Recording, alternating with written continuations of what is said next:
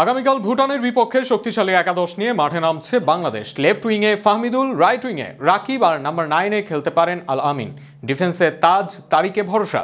মিডে থাকছেন জামাল, হামজারা। সেক্ষেত্রে কেমন একাদশ নিয়ে মাঠে নামছে বাংলাদেশ, কেমন হতে পারে ফরমেশন, তা নিয়ে থাকছে প্রতিবেদন।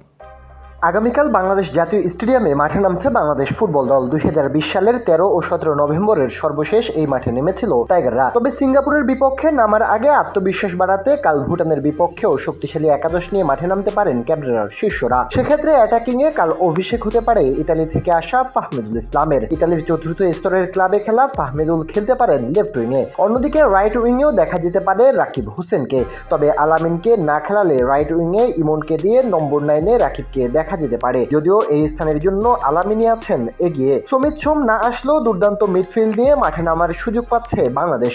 ইতিমধ্যেই দলের সাথে যুক্ত হয়েছেন হামজা চৌধুরী। হামজা চৌধুরীকে সেন্টার মিডে দিয়ে এক পাশে খেলতে পারেন মুরসালিন অথবা কাজিম শাহ, অন্য পাশে হৃদয় কিংবা জামাল ভুঁইয়া থাকবেন একাদশে। তবে মিডের জন্য সবচেয়ে এগিয়ে আছেন হামজা, হৃদয়, জামাল ত্রয়ী। এই ত্রয়ী মিডফিল্ড খেললে ডিফেন্সে দেখা যেতে পারে ইসা ফয়সালকে।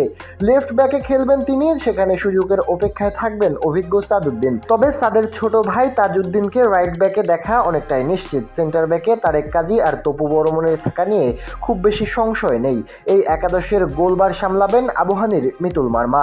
আগামীকাল বিকেল 7টায় মাঠে গড়াবে এই ম্যাচটিকে সামনে রেখে গত 31 তারিখ থেকে অনুশীলন করেছে বাংলাদেশ। 31 তারিখ কিংস এরেনায় ও 1-2 জুন জাতীয় স্টেডিয়ামে ক্লোজ ডোরে অনুশীলন করেছে ক্যাবরেরার শিষ্যরা। আজও বিকেল 4টায় অনুশীলনে মাঠে নামবেন হামজা, জামাল, তপুরা।